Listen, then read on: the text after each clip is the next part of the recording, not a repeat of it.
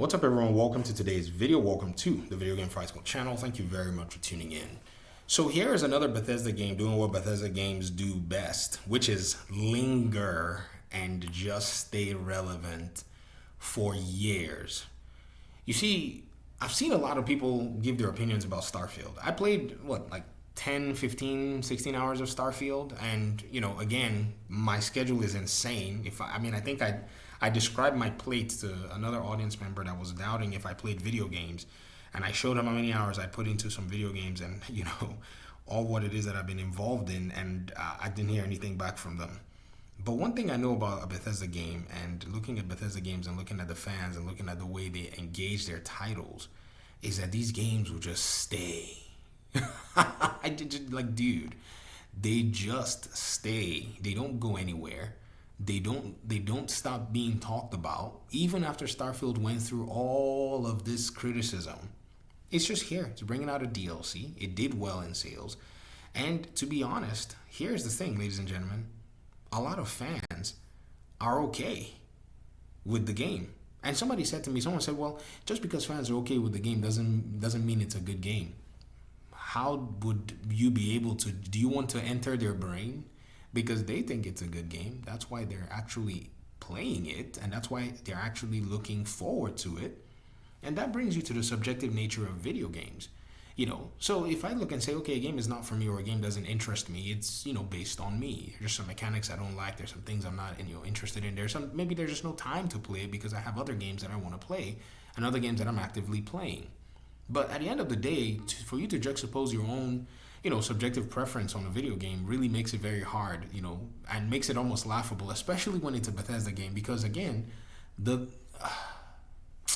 attraction of a Bethesda game is the modding and the fact that the game is put in front of the gamer, and the gamer can experience the game almost however they want.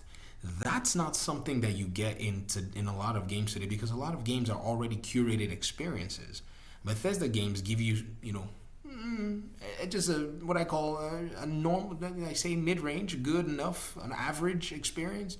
And then you go do whatever the heck it is that you want to do at the end of the day with this particular, you could do whatever it is. Now, yes, some people will say, yes, the very first DLC, very first game or DLC from Bethesda I ever hesitated on. I'll check back in a month or two. Okay? Someone said, did we really ask? Someone says Starfield sucks, but the Horse Armor DLC for Oblivion is up there for the worst DLC of all time.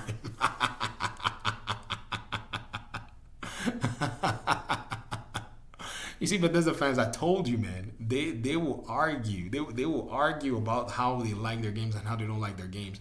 And anybody who's saying that about Starfield, I wonder if you ever have heard about the Fallout 3 versus New Vegas crowd, or even the Fallout 4 crowd versus the Fallout 76 crowds. Because there are many different games, and even if they may be, in similar franchises, you're going to see these arguments continue to go on and on and on at the end of the day. But I think for the most part, though, the modding is a very attractive portion of the game.